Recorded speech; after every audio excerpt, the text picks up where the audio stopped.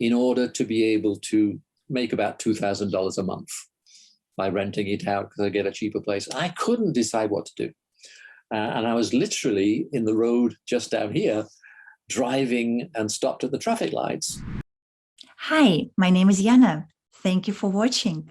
This episode starts with an audio introduction and continues with the video content. So remember to watch it until the end.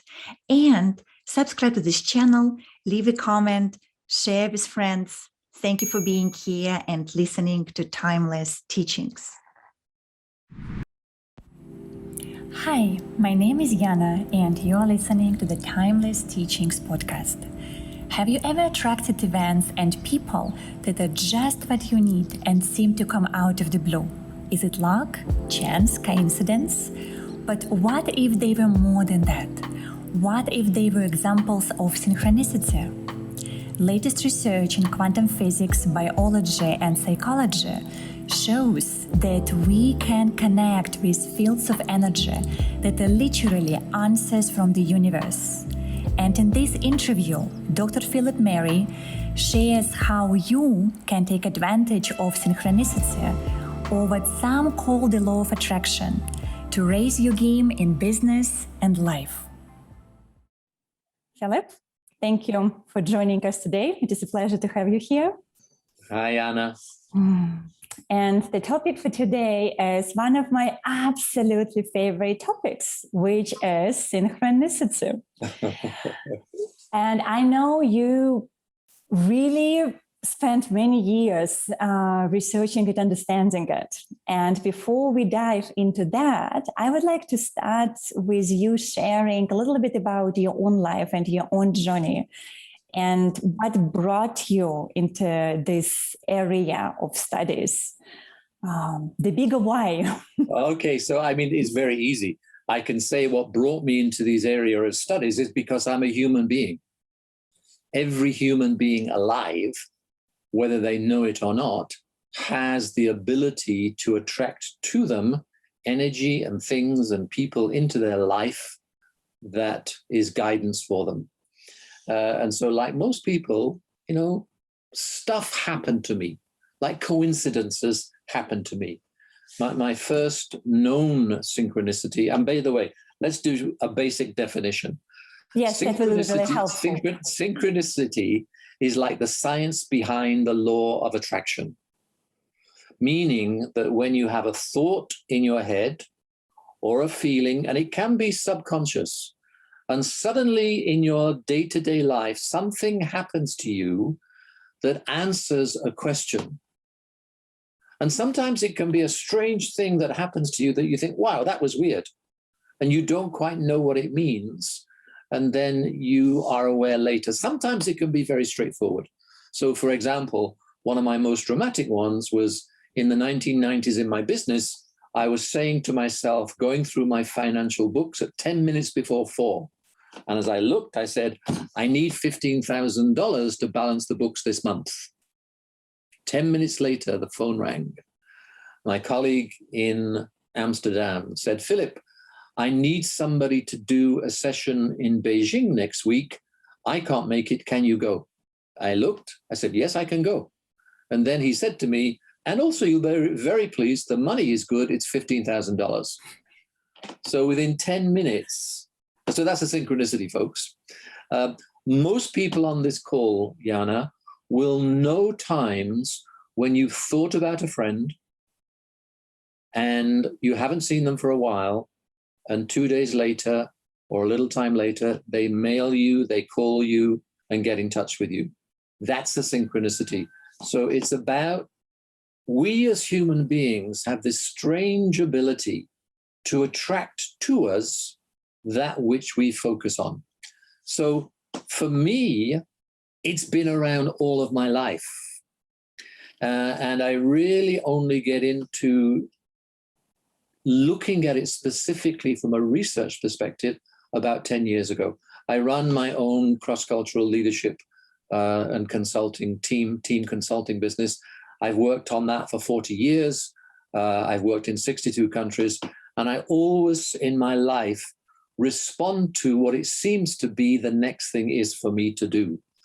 All of my life, I've been what I just thought was lucky, meaning the $10,000 happened to me, my spouse gets in my way, and I find out that I'm supposed to marry her because John Denver called me one day. I wanted to talk to John Denver.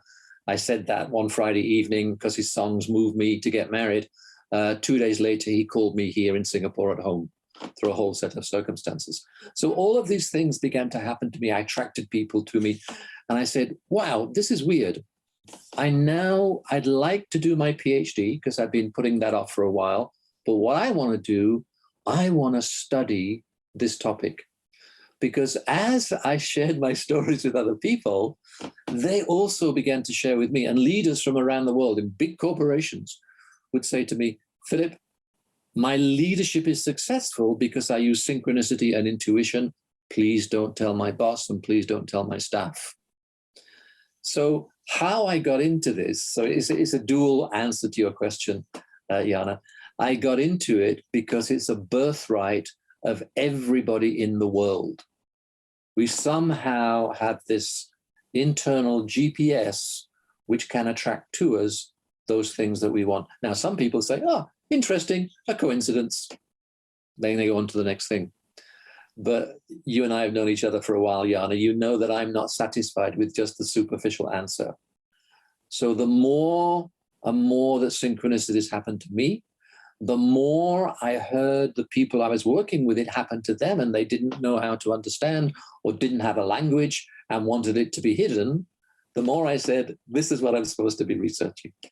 So that's really how I got into it. And literally 3 years ago, got my PhD. I'm still, I think, the only person in the world to do what we call a grounded theory PhD in synchronicity and leadership, which means that you actually build a model from the bottom up. So the people I worked with were people that had synchronicities happen to them. They attract things to them. And all I literally did was say, tell me about how that happens. What are you doing when it happens? What are the state of mind when it happens? What's the quality? All of that stuff around it. And so from those interviews, then built my PhD and built a model. And now I'll still continue to be a cross-cultural team consultant, but what I'm adding to that mix now is how can leaders and teams attract to them and use the law of synchronicity. There you go. I've talked too much, Jana. Ask me some more questions. Yes, this is wonderful, wonderful beginning.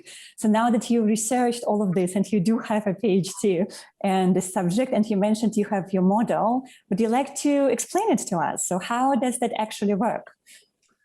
Well, how I built the model, as I say, was by asking people, what's going on when synchronicity happens? What are you first thinking? How does synchronicity involve? Does it happen to you once and then you just forget about it? If it continues in your life, what do you do? What do you feel? Why do you think it happens? Et cetera, et cetera, et cetera. So it's complicated and it's extremely simple. Mm-hmm. The response I get, because I do masterclasses now, I've been asked all around the world to do masterclasses on synchronicity, and the biggest response I get is people coming to me and saying, thank you. This stuff has happened to me all my life, and I thought it was just some crazy, mysterious thing that had no solid basis and foundation to it. Because clearly, when you're doing a PhD, you need to think about, well, why does this happen? How does this happen? Because the thing that I found first is that our mindsets are conditioned by rationality. Mm-hmm. That since the time of Isaac Newton, and Newton brought us a focus on logic, the head, and rational thinking. Anything that was just emotion and didn't have a logical explanation was dismissed. And so if you said, how did you get to be successful? Well, I saw a vision one day which corresponded with what I wanted to do, and so I followed that vision. They said, sorry, not allowed, it's not logical, it's not rational. So we're part, well, the first thing I found in my PhD, we're part of a massive shift in human thought and human living and humankind, which is about we've always listened to the heart as well as the head, but we've only talked about the head. So the first thing I found in my PhD was the power of the heart to bring intuition and synchronicity from the quantum field to our thoughts. Now, quantum field, Akashic field, unified field, God, divine energy, whatever you want to call it. And that's the exciting thing, Jana, which I know you're interested in, is that we are part, and this is the other part of my PhD, and I'll tell you the model because I just want to share with you the understanding first, is that all religions and indigenous thinking, indigenous people's thinking, has always understood that we have a divine energy to attract things to us. But that kind of got put by the wayside. So what modern science through quantum physics is telling us is that the ancient thoughts and prayers and religiosity and spiritual focus actually has got some scientific connection. Let's be clear, nobody can say, I have the logical only answer and this is correct. It's an emerging field. So what we are about here is quantum physics tells us that we are energy as well as particle. So, and this is a crazy thing to grasp. It's about saying that the particle is my physical body, but that around me, and the nearest people get to measuring this, if you can ever measure it, it's like saying, if you're in a massive baseball stadium or soccer stadium that holds 60,000 people, imagine that you are the particle, but the wave, the energetic quantum wave, is as big as the whole stadium that you are in. So we're beginning to understand that this ability, and again, another terminology that I had to research and found was quantum entanglement. And that's an interesting one. Quantum physics says that once things are entangled, they're entangled forever. So let's bring this down to basics. When you or anybody listening has that sense one afternoon, you suddenly start thinking about your sister who's in New York, and you suddenly get a little bit anxious. You think, what was that about? Your sister calls you that night, or you call your sister and say, is everything okay? And then she says to you, I'm okay, but this afternoon I actually had some heart palpitation and I had to go to hospital for examination. That's quantum entanglement, meaning that you are energetically connected to your sister who's halfway around the world. And because a lot of people will dispute that and they will say, no, that's not what quantum physics says. But actually, people don't dispute the fact that quantum energy is that the way that the universe and people in the universe are organized, meaning at the center of who we are is energy. And so you and I and all of us are at the emerging, which has been emerging for a while now, a few years now. Quantum physics was really first talked about 100 years ago, and we've got better and better and better at understanding what it means.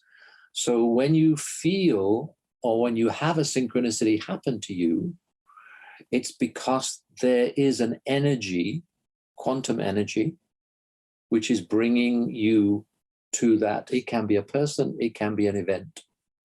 So I'm talking too much. If I am, Yana, just stop me. No, please keep going. So I don't have time to go into all the depth of it. And it's okay to recognize that we don't have all of the answers. These are what I think, and not just me, many other people think also. So what I then began to map out from the interviews that I did with the people that I researched where synchronicity happened to them, what are the factors?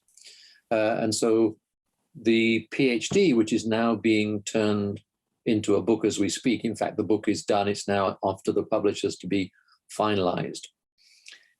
And I've titled the book, Doors to Possibility Are All Around You. And then it's the 9 Keys of Synchronicity. So it's about understanding in your life that all the problems that we have, all the issues that you face, all of the questions that you have, don't just think about them rationally with your head. Open your eyes and look around you. Because in your environment and in the people that you mix with and talk to, there are answers that quantum energy, if you want to use that terminology, that the Holy Spirit, if you want to believe in a Christian God, that Hindu gods, different gods, are bringing to you and connecting with, helping you connect with something that actually is bringing this to you. So one of the first keys, the first key, is about looking at your world and your life as a place of possibility and hope.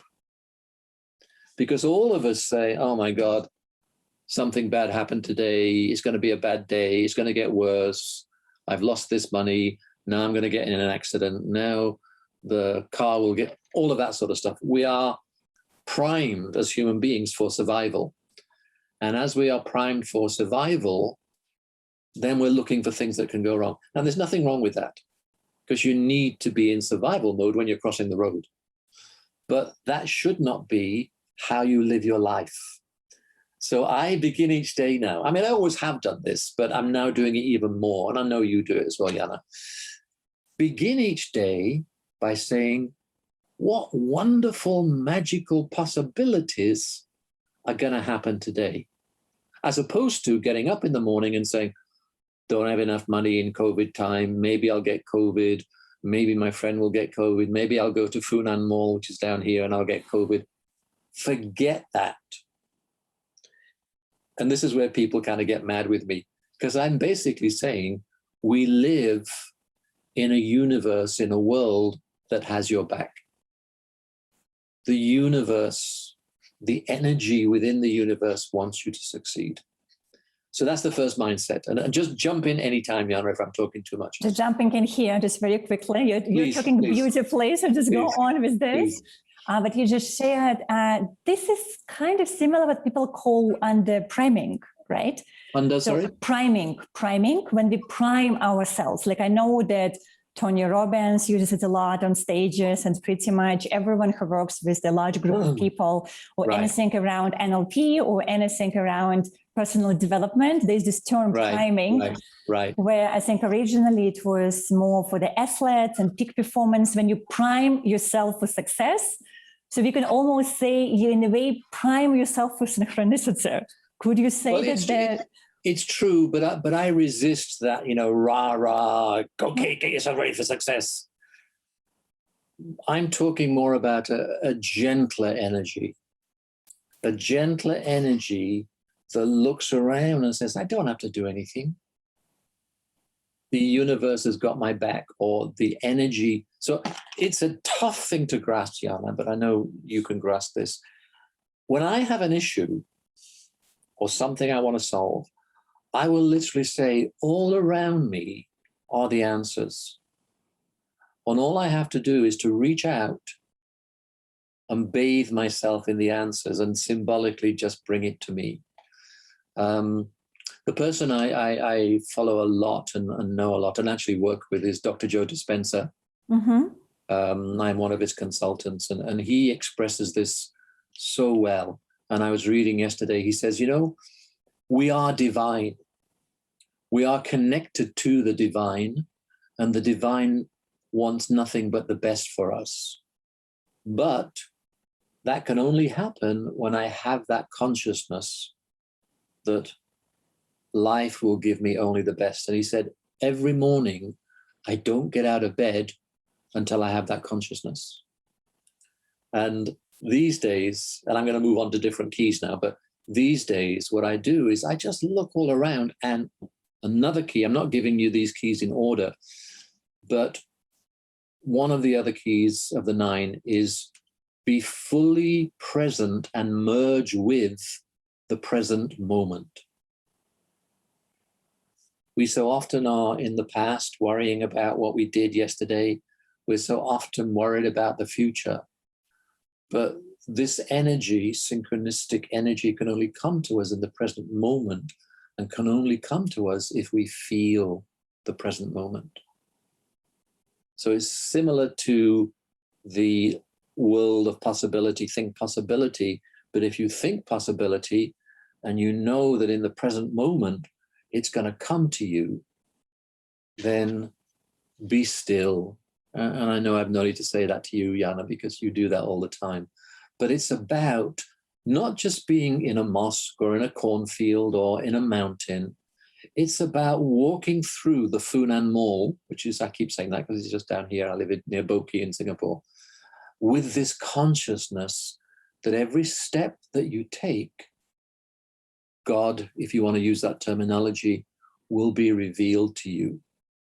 And it could be in the guy who's doing the COVID test as you walk through to get tested. It could be a signpost that you see. And another synchronistic story which got me into this, one of the things, I've got about 40, 50 different synchronicity stories. There was a time when I lived in this apartment where I am now in Singapore, in 1995, I think it was, and I wanted to actually move out to a cheaper place and rent this apartment out in order to be able to make about $2,000 a month by renting it out because I get a cheaper place. I couldn't decide what to do. And I was literally in the road just down here, driving and stopped at the traffic lights and thinking, what should I do? Should I go for this place? Should I not go for this place? Should I go for this place? Should I go to this place?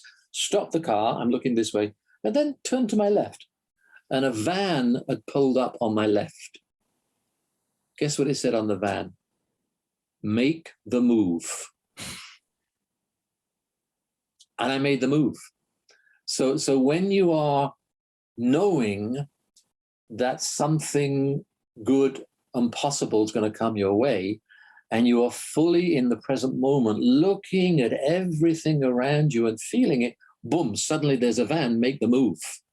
I literally drove my car to the place where I had to sign to move to the new place and signed it and made that happen. Another key that's related to that is that when you are in the present moment, look out for something unusual that happens and comes your way. Anything that is out of the ordinary from your daily routine, follow it. Because the phrase that I've made my own, and I think will be in the book, behind every synchronicity is a miracle waiting to happen. Mm. And so it's like our life is full of all these miracles in a plant or a bud that are waiting to flower once we actually take notice of them. But what you've got to be able to do, so that to me was very quick. I'm thinking, shall I move, shall I move, shall I move? The van, make the move. I had the courage to follow that synchronicity and act. Mm-hmm. And that was like in a quick second. Very often this happens to people, but because they don't have a possibility mindset, they get scared. I do a lot of coaching. I'm a marriage counselor by my original training and a family therapist. And I do a lot of coaching and counseling. And a lot of people, and I find this a lot when I work in Asia, a lot of people have great careers as accountants or engineers or doctors, but they're not happy. And very often, because of the familiar family setting in which we are, and I've got nothing against family settings, I think Asia has masses to teach the West about living and being in a family. But very often, people choose their career because mum or dad said it's the best thing to do. Yeah. And a lot of people, when they get to 20, 30, 40, somehow there's this little niggling feeling of not being happy. And they always wanted to be a dancer, or they always wanted to be an explorer, or they always wanted to be a painter, whatever it was. But because they're so locked in financially, supporting kids, paying a mortgage, etc., they don't have the courage to follow that. Now, this is where, and this is very important to say, Jana, there's a lot of people who say, follow your heart. And they do this area of work a disservice, because you must listen to your head and your heart. And those people who say, it's all spiritual, divine, new age stuff, listen to your heart, people just run away from them, and especially in the corporate world. Because literally, your heart may say, like mine said, make the move, but my head has to analyze what my heart is saying, and the two work together. And this is where I'm going to mention all the different keys and all the rest of it. One of my keys is develop heart and head coherence. Mm-hmm. That was Now, about to be my question, how people can do that. Well, yeah. So I've been so privileged in my life. I've known and worked with Dr. Joe Dispenza, and I call him a friend, and I'm one of his consultants. But he also worked hand in hand with the Heart Math Institute. You know the Heart Math Institute, but for those of you listening, heart and then M-A-T-H, math, all one word, go Google Heart Math Institute. They are the world's premier organization helping organizations and people understand the power of the heart. And their research on heart coherence has found that the heart, and this is done by strapping people to all sorts of devices that measure the heart and the head in terms of the beats and all the rest of it, and the energetic of the heart and the head. They know and have shown that the heart can predict 6 seconds before an event happens what's going to happen. And they do that, and they've measured this again, and I think it's 1.6 seconds before the brain. So it's about understanding that the heart has that ability to connect with future space and future events before they happen. So everybody on this call, and I want to make this fun, I don't want to make it too serious, but everybody on this call has had a premonition. And you know something's about to happen. That's the reality of your heart. We're in a wonderful age where we've no need to say this is old wives' tales or old men's tales or just spirituality and it doesn't apply anymore. We now are beginning to understand these are God-given skills and talents that we have to be able to use. So I kind of really enjoy that. And I've had so many things happen, and other people have told me when things happen. So I don't just say to people, follow your heart, do whatever it says. No, don't do that. Listen to the heart and then stop and say, well, looks like, to use my silly example, looks like my heart is saying, make the move because synchronicity is turned up in this van that appeared by the side of me. But I still, let me see whether that makes financial sense. And it did. So my heart and my head were in coherence. And I teach that the heart math has activating the heart of teams and activating resilience, about resilience that uses the wisdom of the heart to be able to understand and to move forward. What have I covered now? So I've covered one key, which is about possibility, merge with the present moment. So I've got 3 mindset keys, 3 process keys, and 3 integration keys. So people need to understand that what literally happens when synchronicity happens. One of the main things to do, Jana, is talk to as many people as possible. About what you would like to happen, right? No, not necessarily. Mm-hmm. In fact, probably sometimes I say, no, don't do that, because that's overkill. What I mean is, any of you, I know your audience will go to conferences. Mm-hmm. If you go to a conference, I mean, it's difficult now, I guess, when we're on Zoom, but it's still not impossible. When you go to a conference, either literally face-to-face or on Zoom, say to yourself, the issues that I'm facing, somebody in this audience is going to help me with my issue. So your ability to ask and make contact with as many people as possible, and I don't mean make it superficial, but just have a genuine interest with people, the more people you contact, the more likely there's an answer going to come to you. Because if you imagine that synchronicity is about there's an energy out there where somehow the answer that you need is already there. There's a famous story, and I've forgotten his name now, but of one great scientist who was researching also spiritual aspects of science and energy. And he didn't believe it all. He thought it was crap. He thought, no, logic is what it's all about. I'm going to get you and prove it to you. Yes, exactly. He was one of those guys. Lovely guy, because I love his mind and his intellectual research. But he was on a journey in the States, internal journey, flying from, say, for example, New York to Chicago. There was nobody on the flight but him and one other person on his row. He took out his book. He was reading his book and was researching a particularly difficult problem. I can't exactly remember what it was. I've got it somewhere. And he was stuck. And the guy next to him, like 2 seats away, so they put them all on the same row in this empty flight. The guy next to him said, hello.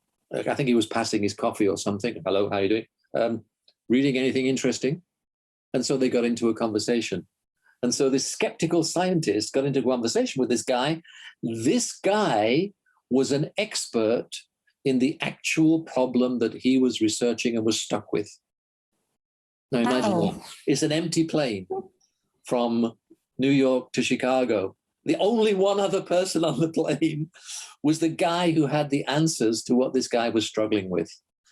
So I can't stress enough, be curious in your life for the people around you. And whenever you have an instinct, well, he looks interesting, let me go talk to him, you never know what's going to happen.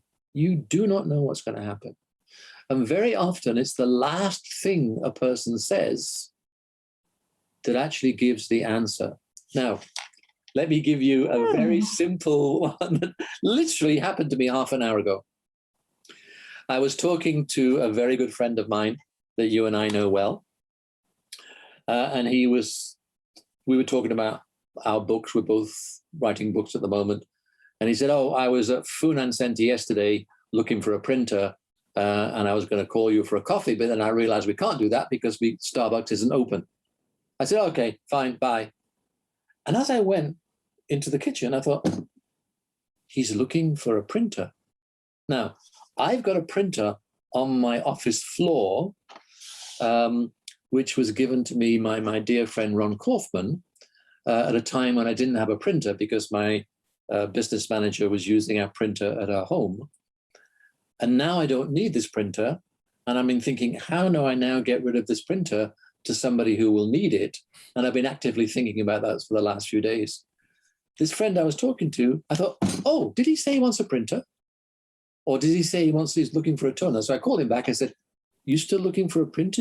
That's what you said? He said, yeah. I said, I have one for you. So it's often the very last thing that people say that kind of make that connection. And I love that. Philip, I love that. It sounds silly, right? Because so many people want these great spiritual experiences with synchronicity. But once it happens, so this is my research again. What I did was say, you can either, once this silly synchronicity happens to you, like my $15,000 that appeared in 10 minutes, I could say, oh, that's interesting. Or I can say, wow, how the hell did that happen? And then dive in to discover it some more. And the more I did this over the last 10 years, the more, and this is my own perspective, the more I say and believe that synchronicity is how the world is organized. And so for me, what it's about is saying that there are doors to possibility that are all around you, but you miss them. And they're hidden in plain view because you don't have your eyes open. So those of you listening, I hope you're all still listening, begin to wander around in your life in a way that says there are possibilities that I'm missing. And synchronicity and the 9 keys, it's just my 9 keys based on my research. I don't think it will be the last. People will continue to research this. But if you see that there is a key in my 9 keys that I'm going to share with you, the book will be out later this year, then it will open these doors of possibility that are hidden all around you. And why I say hidden all around you in plain view is because you look at the world through the eyes of synchronicity, then your eyes are open and you see possibilities where you didn't see them before. And the 9 keys that for me I've put together really help you begin to think about that.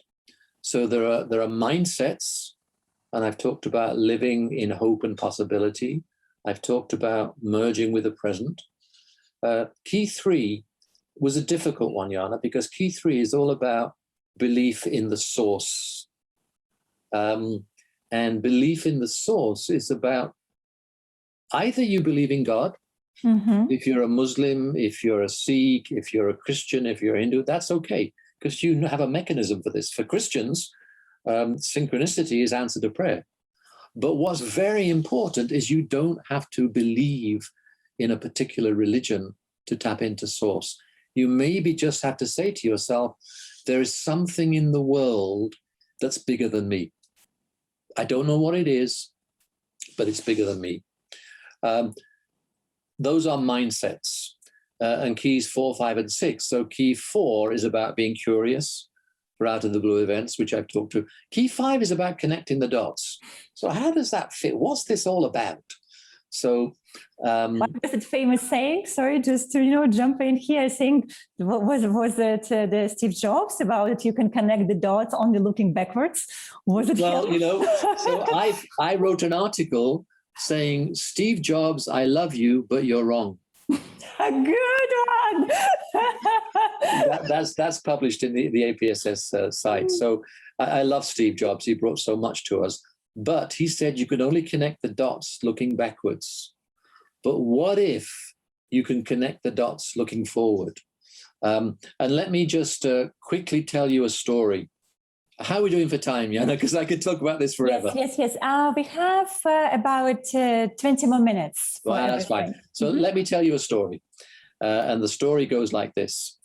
I was in a mall in Singapore. And in that mall in Singapore, I was with a friend. And I'd been saying to my friend, I had a dream last night that I was a freedom fighter. So, interesting. So yeah, it was, I was fighting against the government to help people attain their freedom. And I said, and the other thing too, we're just sharing, this is the year of my 66th birthday. At that precise moment, I'm talking to my friend on the right.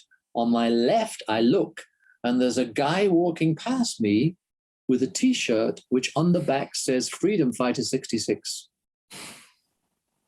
I said, sorry, I left my friend. I quickly ran after the guy, didn't introduce myself or stop him, but I took a picture of the back of his T-shirt because I knew that when I told this story again, nobody would ever believe me.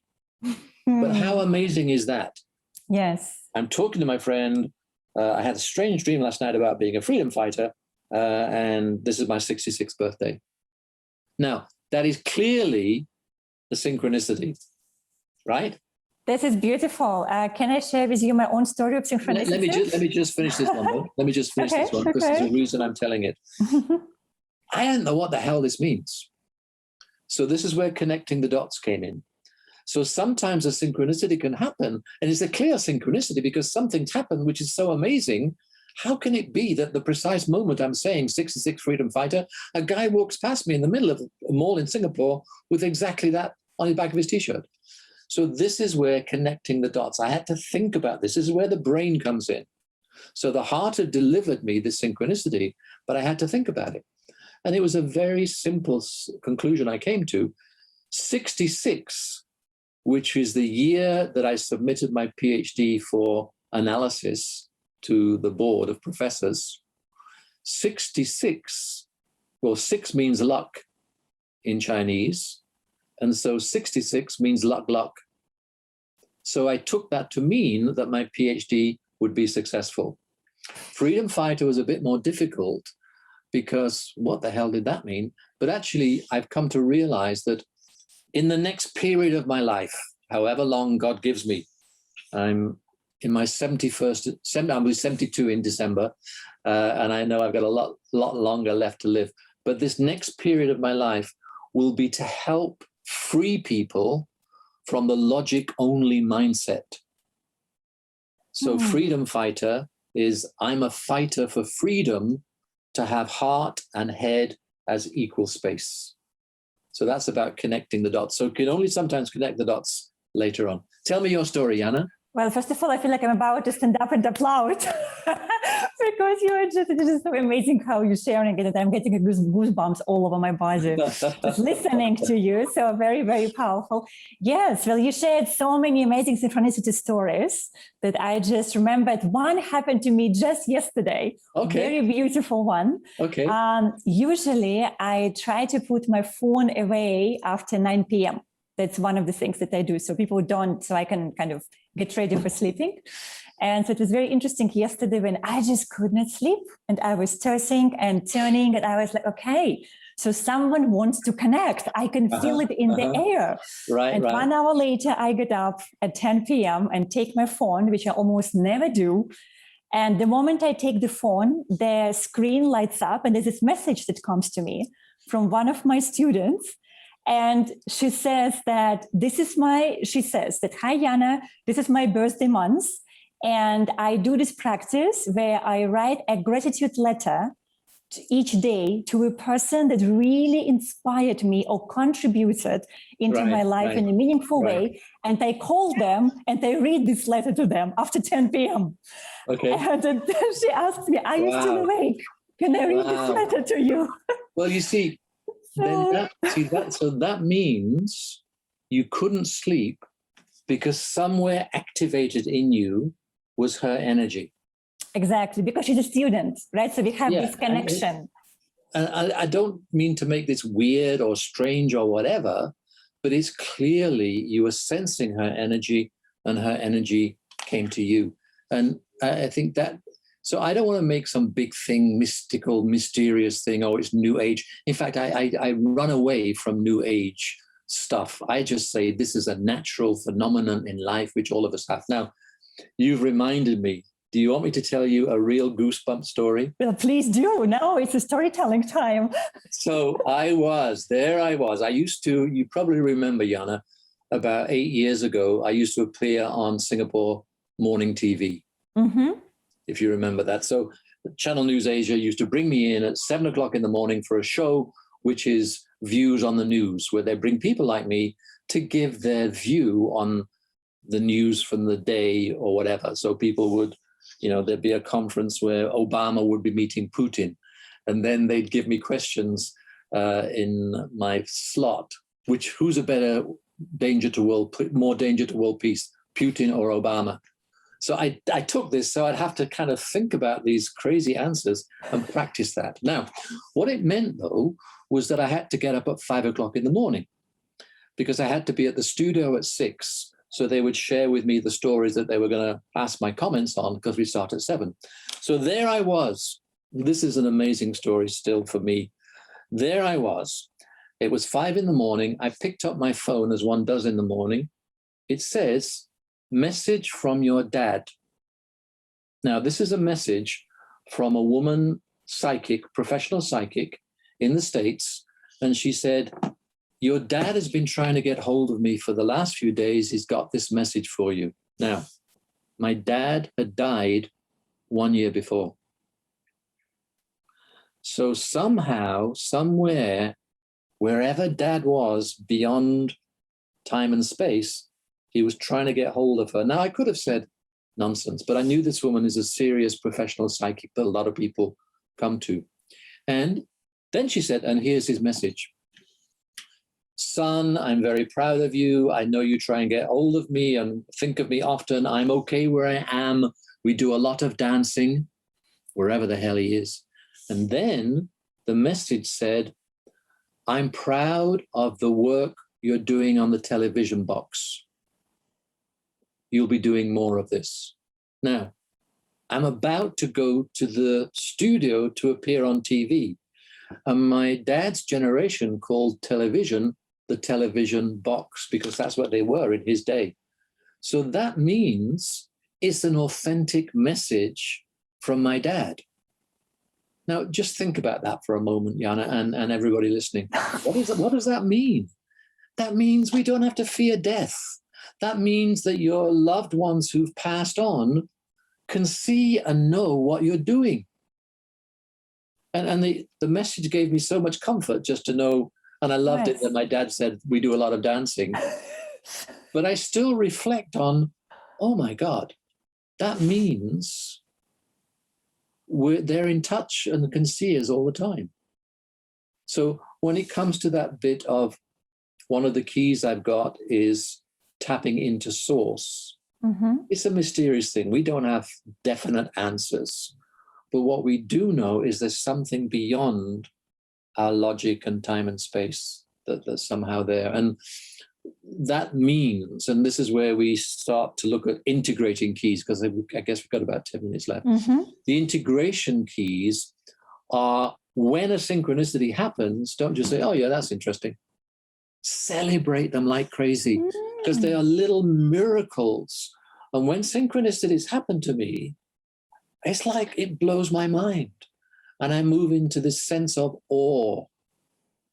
Now, some research which is in my book, but when we experience a sense of awe, what they've shown, and you know, scientists do these measurements, what they've shown is that they release a chemical in the body which actually helps lessen inflammation and makes you kinder. They did a crazy experiment. They actually took a group of people. Some of the people were just looking at the building across the road. The other group of people were looking at these massive redwood trees, which were in the town and in the city. Both were looking at half an hour. When they finished, they set up some experiments, and the people who were looking at the redwood trees and had this wonderful sense of awe were much kinder to other people. They did practices to be able to do that. So celebrate it, celebrate it. And the final key, and then that maybe will give you some chances to ask questions. And I think this is also unique to my research. I'm very excited about the book finally coming out, is that what people hinted at that I interviewed, and these are executives from all over the world, was that sometimes synchronicities happened more when they were about helping other people. And especially about helping themselves. When they felt they were on the wrong path in their life, synchronicities would come to help them get onto the right path. Or if they were involved in a project which is about, you know, serving humanity, then synchronicities seem to come a lot stronger. It's not to say they don't come to earn money. As you can see, my 15,000 is a good example of that. I'm not saying that, you know, you have to be not focused on yourself for synchronicity to happen, but there was a very clear tendency for synchronicity to happen when you were involved in serving other people. So my final key I've called be a servant citizen. Now, servant leadership is a fantastic concept, but obviously not all the people that I'm going to be reading my book are leaders. So I just wanted to say, my final key is about moving beyond self and your own ego and your own wants and your own needs and thinking about other people. And that means having a mindset of being a servant citizen. And I am in awe with no questions. There's probably some things I've missed out, but I love this topic, Jana, and I love it because it's about life. It's about everything that's out there that suddenly can conspire to help you. It doesn't do every time. Sometimes synchronicity disappears. And I've got a friend that I talk to at the moment who's in a bad state, and he doesn't believe it at all. But even if you're in a bad state, it doesn't mean that you won't move out of that and that synchronicity is not real. So welcome to the rest of my life, Jana. Welcome to the rest of my life. And it's good to share this with you. It's about 2 months since I did my last interview and masterclass. So it's nice to talk to you. Any other thoughts or questions? Or well, first of all, the book is coming out, right? So we will definitely give all the links and the way for people to connect with you, and absolutely let us know also when the book is out. So we can and the book will share, the doors to possibility, and it will have different parts. First of all, I'll describe my own journey, because my own journey is just a list of all the things that happened to me, and also share my research. But the key part of the book will be sharing the 9 keys so that consciously people can use them. And then finally, I'll talk about what happens when the keys don't seem to fit. And then at the end, I'll actually talk about the promise of synchronicity, because if it is true, and it is, that somehow we are able to connect with people beyond time and space. Somehow you have a mechanism in your heart that's able to sense what's happening. Now, as we more and more free people from focusing only on mind to focusing on heart and mind together, imagine what the possibilities are. Yeah. There is some evidence that when Chernobyl happened, the nuclear explosion in where was it? Ukraine. People before the explosion happened were dreaming about the explosion.